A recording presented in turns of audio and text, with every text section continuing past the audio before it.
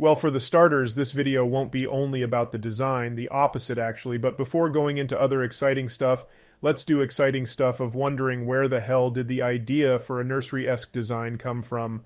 Nobody on the official server will criticize the design for one obvious reason that I'm going to cover in a minute, but going to other servers and asking if I'm the only one feeling like my 4-year-old nephew would like it better, I gasped. Yep, I wasn't the only one.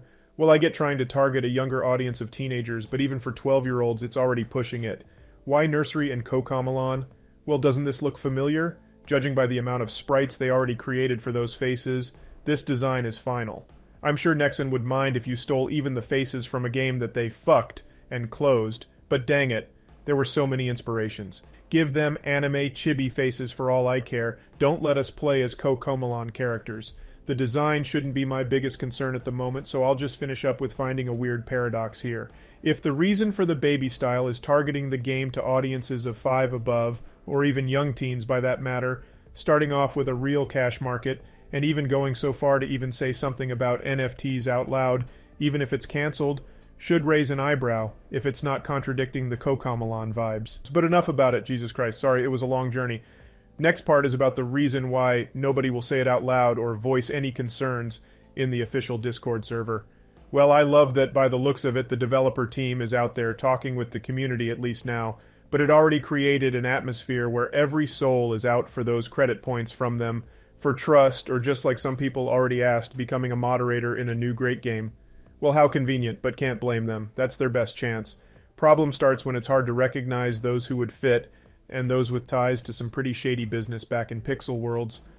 Well, I'm sure devs already noticed it, but do a proper background check so that nobody tries selling their account, hacking, scamming, or abusing their power as an overworked moderator. And maybe rule out some of the Pixel World's current moderators. There are douchebags that deserve their own video.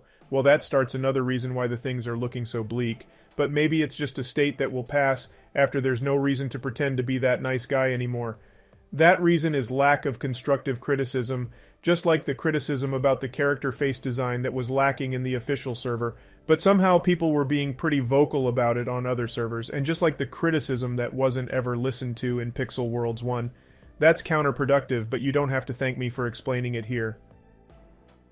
Even though I'm still holding breath and hoping the game will be shipped with something else than you're on your own experience without a direction, it worries me to see that there wasn't any clear roadmap or even an announcement that the game will be any different from Pixel Worlds 1 outside of the graphics. What I mean is a game that won't survive without a random update every month that you've got no idea about, that won't play well with any previous update. In fewer words, a game without an objective, where your only motivation is getting wealthier and buying clothes.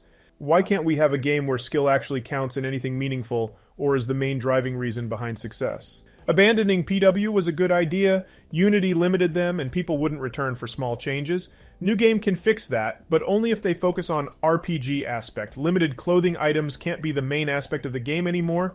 They absolutely stopped GT and PW from growing. PW would be a hit game if it focused on something else than richness. If you imagine a 2D sandbox platformer with progression that is offered by World of Warcraft, Guild Wars 2, or even MapleStory, you have a chance at success. Levels matter, increase your strength, unlock new gear and clothes with armor, weapons, new dungeons that don't get irrelevant because they're means to an end.